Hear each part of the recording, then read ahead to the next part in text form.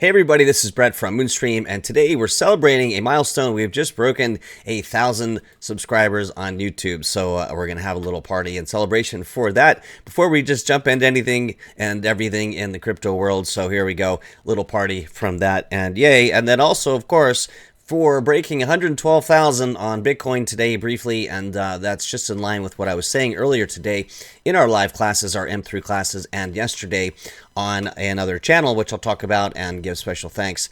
Maybe I'll just do that now. Our special friend over at Camel Finance, thanks for having me on, and I really enjoyed that. And so probably partially a boost for the subscribers on the channel. So again, thanks for that. All right, let's dive into this. A couple things. And today, of course, Bitcoin hitting 112,000 briefly, and then again also breaking the record, or passing by Google rather, as the number 6th biggest company in the world. It's amazing, passing Google here, and not too far from Amazon at 2.36 trillion, and then onward to take over Apple. I think it happens here, if not this year, early next year, possibly this year. I think if we hit 6 trillion total market cap and Bitcoin really runs, I think that's definitely doable. Can you imagine that Bitcoin surpassing Amazon and Apple? So that's on the way, you guys, something to look forward to. Also, lots of liquidations here potentially on the horizon.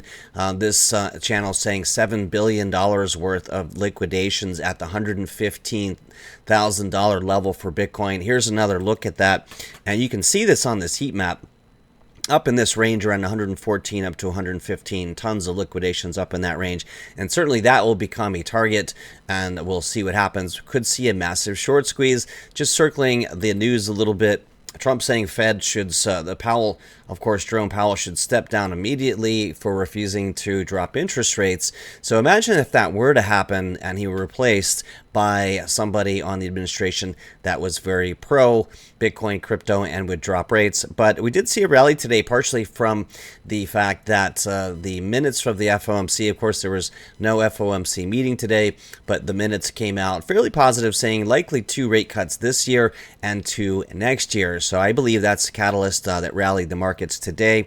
So again, on the liquidation heat map, saw about $500 million, 448 million on the short side, a little bit on the longs. I don't know how you would have gotten liquidated going if you were long today on this nice breakout above and out of the bull flag channel, which we'll talk about. The bull flag parallel channel, but 450 million shorts, not too bad, and I think there's more in the wings, so we'll see what happens. People are saying, when altcoins, is it altcoin season? Definitely not altcoin season, as we can see here. We are firmly in Bitcoin season. Saw a graphic where they thought it was going to reverse and shoot up, but we can certainly stay down in the Bitcoin season area for some time, and of course we'll get to fear and greed in a moment. On the rainbow chart, this is the updated rainbow chart. The original one wasn't quite encapsulating a lot of the price action, whereas this one's slightly modified, so it wasn't going outside of the band. Of course, hitting the red zone back here in 2013, hitting the red zone again in 2017, didn't quite get there the last cycle. We got to that dark orange, blood red zone. So some theories abound in speculation that each time will go a little bit lower, but if that's the case and we just get to the orange zone, that still puts us in the range where I'm targeting 150,000 to 200 and a little bit over 200,000. I've been doing the study for 150K to 200K for some time. You guys have seen that. But yesterday, actually, when I was on with Camel, we pulled up an old study I'm going to touch on today. He had a really interesting idea of where we could draw things a little differently to make it make more sense, and I hadn't thought of that. So that puts us, I think it makes a lot of sense, and that can put us around 240,000, 246,000 for the high of this cycle. So that would be interesting, and it would be in line with this rainbow chart, maybe breaking into the red zone, the blood red zone up in here. Certainly can see that with all of the tailwinds we have in crypto so far, so we'll keep an eye on that. Of course, back into greed territory. We've been greed all week, and not in extreme greed, so that's good. We don't want to be that far above where we start to be overbought and essentially likely to pull back down. Of course, you know, when we're in extreme fear is usually a good contraindicator that we're about to head higher, and extreme greed generally a good indicator that we're about to pull back. So real quick too, if you're watching, if you're new to the channel, you can find me over at TradingView for some studies. I haven't done one in a while, but I'm going to be picking those back up again. And you can find some of the ones that we've been talking about for a long time over on TradingView. You can just Google Brett Fogle TradingView. So with that, let's hop on back over to the other charts and dive into what we are seeing here. Again, really great to be on with Camel the other day, and thanks again. So let's see. So looking at the 1 hour, 4 hour, here's the thing. I did say and suggest that when we hit 112, we'd likely see a pullback. Also know that some fairly prominent shorts were publicly shorting at those levels, and we can see the sellers here with our signals and our indicators, our sell order blocks. Visualizes where the concentration of sell limit orders are, and invariably it doesn't get past that. And also our Bollinger Bands, which we've specially coded for crypto. Your standard Bollinger Bands don't work in crypto. You need to change that standard deviation, and then it works beautifully on all time frames. You can see when it touches these Bollinger Bands, invariably it retraces, and often, as my friend Steve Nissen taught me years ago with Bollinger, because he's friends with John Bollinger, typically often you'll see if a touch of one extreme go to the other. So right here on the 1 hour touch, the Bollinger Band up here, this is one of ours. You can learn more about our indicators at cryptomastery.org. Not here to sell you things you don't need. These are things you do need. These will give you an edge in the markets. Go to cryptomastery.org/pro, but either that, it'll both go to the same place. Professional level signals built by a quant engineer, programmer, and all around mad scientist genius in the best possible way.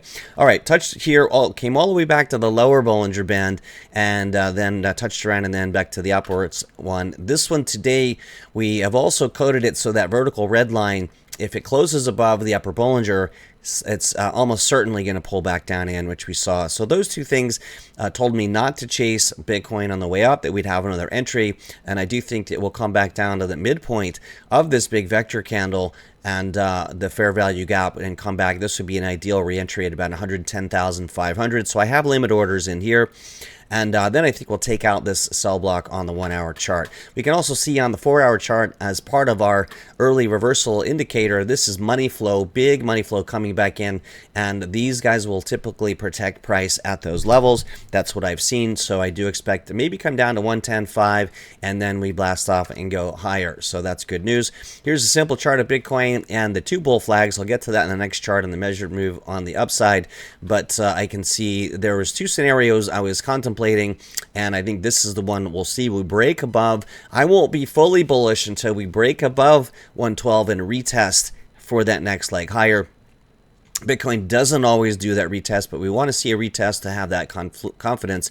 And I have been layering into Bitcoin all through here once we broke out and turned this upper edge of the trend channel as support. Also see lots of buyers down here. Again, we visualized the buyers in our buy blocks indicator. These are all part of our Pro Suite. Here, our M3 Pro Suite, Bollinger Bands order block detector, and a number of 10 of them in here. Also, there's a screener in there, and the screener is all green, you guys. This market has flipped over on its edge. You can adjust this and put your 8 top coins in here. It will rate them on RSI and also stochastics RSI, which is a lot of what the institutions use. So the markets are looking green all across the board.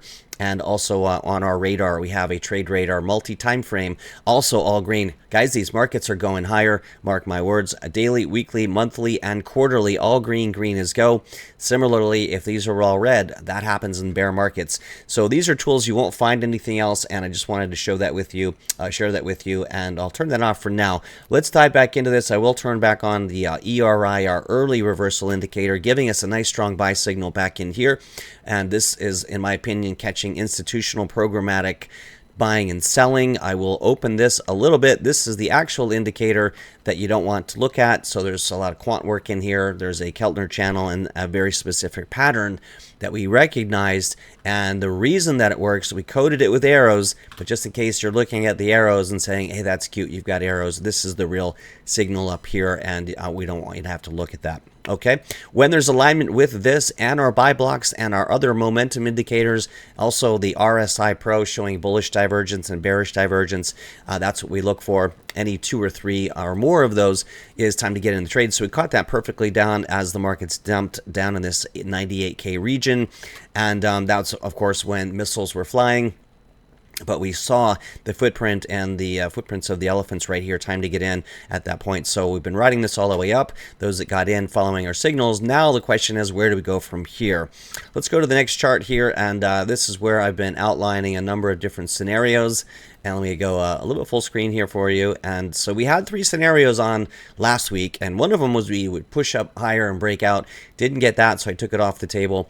And so we were debating between scenario 2 and scenario 3, where I thought maybe we'd come back down, break this buy zone, come back down and retest that 100K level. There is a CME gap and also a gap on the 4-hour IBIT, and those tend to fill just like the CME gap. So anyway, but it's heavy buy support down in there. I was hoping we'd come back down in this range, but there was also a cycle low in this area, a little bit different calculation.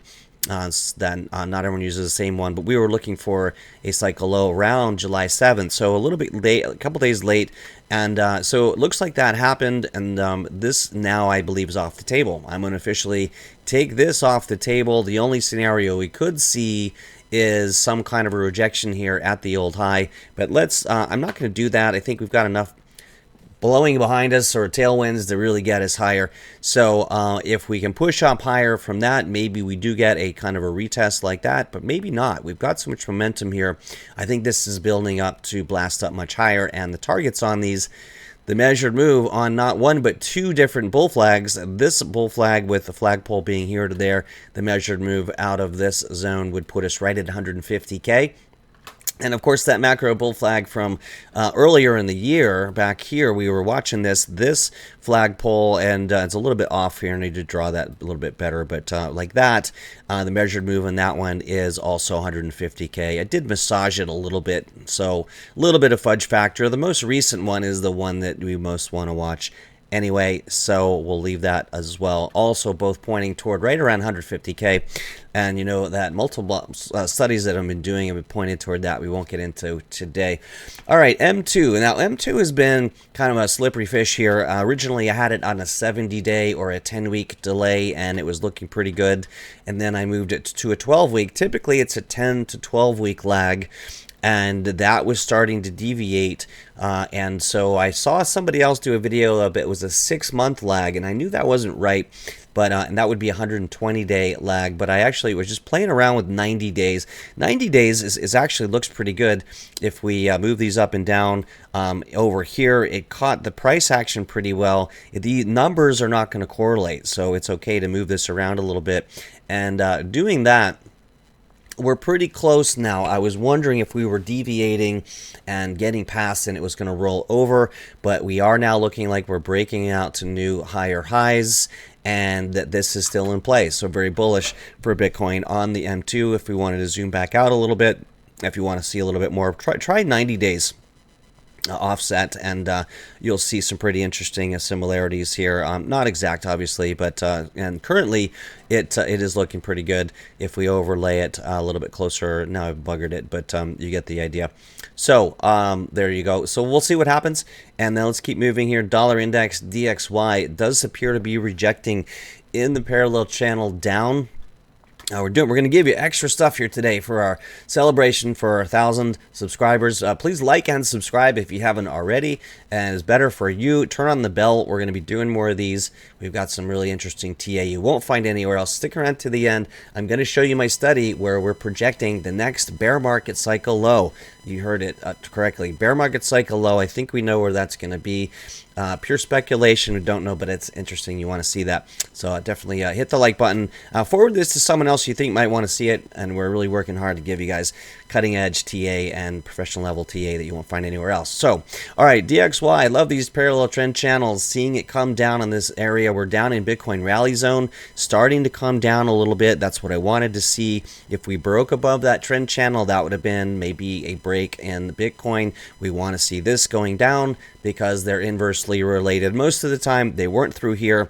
There's going to be some deviation, but I want to see the dollar come down below 95.5 because then we're in Bitcoin super rally zone, and that would be amazing.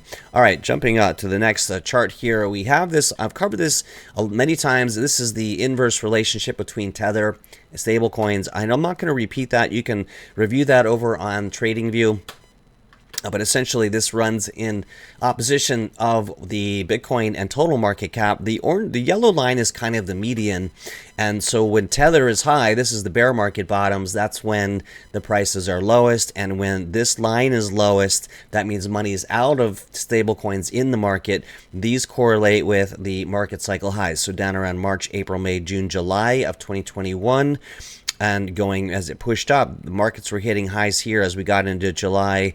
That's when it was crashing, and then we pulled back to that line, and then from there went into a bear market. So this is around November 2021. So again, money flowing out of stable coins into market cap and Bitcoin, etc.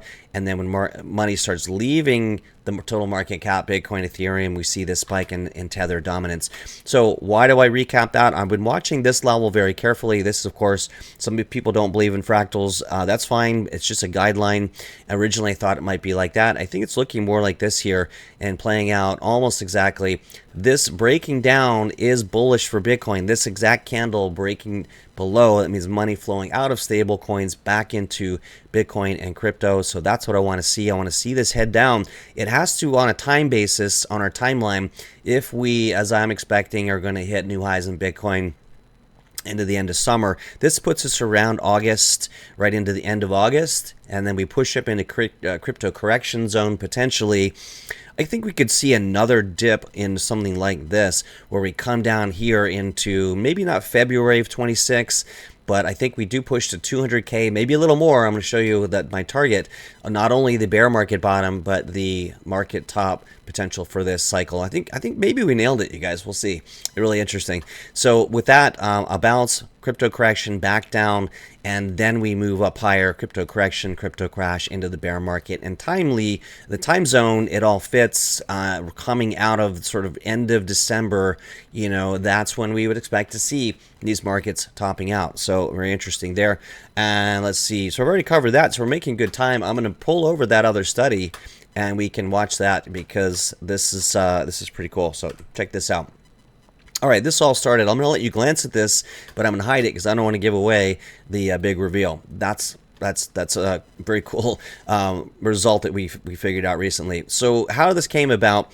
Well, if you look at the Fibonacci's from the last cycle, many of you have seen this in one of the other studies I did, but just high to low, basically. Let's get that on there. Why is the Fibonacci's not working here? I've got that, and maybe have too many charts open. I have something similar, but okay. All right, this is I got my settings on the golden pocket. So let me change the template down here for profit targets and the 3.618. Make sure this is a log chart. Yeah, exactly. So basically, this correctly predicted the top of the last market cycle. Of course, that was tied more toward the total market cap. But if we go high to low and extend that out, the market cap, the Bitcoin hit 3.618 on the Fibonacci. Okay. So with that in mind, we looked at, well, in terms of that price, that top down to the bottom, how did it react? What was the metric for that and predicting the next cycle low? So if we instead look at a trend-based fib extension from that high low to the high over here, the retracement on that of the 16.5 low that I had actually forecast in May back in here, it was actually May. I was in a whale session at the Bitcoin conference, and in a room full of whales, and Dylan LeClaire, the editor of Bitcoin Magazine, did a whole hour on on-chain metrics, etc., why Bitcoin would not go below 30K. And of course, I raised my hand and I said, well, what do you think about people like me? I think it'll go down to under 20, maybe 16.5. And he sort of laughed and blew it off. But I was right. And so could it be forecasted? This is not how I had forecasted it, but I did. And so a little bit of luck with that, obviously. But here, what we're looking for is a metric that can reasonably forecast future highs and lows. So with that fib extension from high, low, high, the retracement down to this low it wasn't a Fibonacci number, it was pi. It was 3.14 and almost exactly. So we can see that actually, mostly exactly. So let's use that. One of my students and I, he was asking, could we use that to project the next market cycle bottom? So I said, that's a good question. Let's try that. But before we jump over, I want to show you there was two studies of this, two versions of it, both similar, that both projected the same result and 3.14 down to that 16.5. Isn't that amazing? So from that swing high, low, high there, or if we use that swing high to that swing low to up here to this one, it gives the same result. You can argue if that's valid or not, but it's really interesting confluence. I think we'd have to agree. Okay, so let's do this. Let's turn those off. Let's look at the next cycle. And if that's the case, bear with me, this is worth sticking around for. If that's the case, where might the next bear market low come from? Well, if we look at two different versions, if, as I showed originally, the Fibonacci projections from last time will play out again this time. Not saying it will, but it's interesting to look at. High, low gives us Fibonacci levels of 1.618 was right at that 100K level. We hit that, rejected, pulled back. We're breaking above it. Next target, 150,000. I've done this study 2 years ago. And we've been following it and pretty close. So I think we do push up here. If we can up to the 3.618, that's right around 200,000. And now it seems more people are giving those targets, 150, 200K. I think we could do 200, 150, get a pullback, maybe a 160 pullback, 20%, and then go to 200. And I was thinking that would probably be the end of it.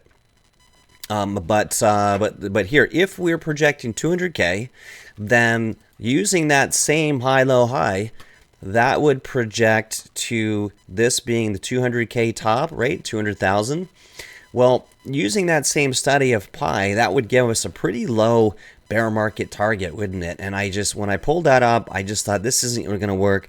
There's no way we'll go back to 33,000 on this. And although it is possible, and I'll leave that on there, but when we were doing it with Camel Finance, he said, what if you dragged up that price target and see what happened? Because we were both saying, it probably will come down to around 74K and retest the prior high, but let's see how that would behave if in fact we drag the price up to a little higher on the market cycle high. So that's what we came up with, high, low, high, and I was dragging it up, watching this price level around 74K.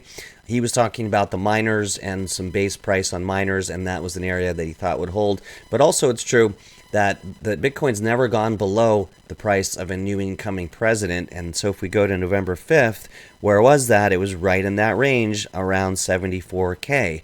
So this is not causal, and some of you might laugh and say, well, this is complete nonsense, but it's certainly dubious speculation, as Ben Cowan would say, but will be interesting to see. And I reserve the right to be dead wrong. Just thought it might be of interest to you guys. But what if? What if that were the case?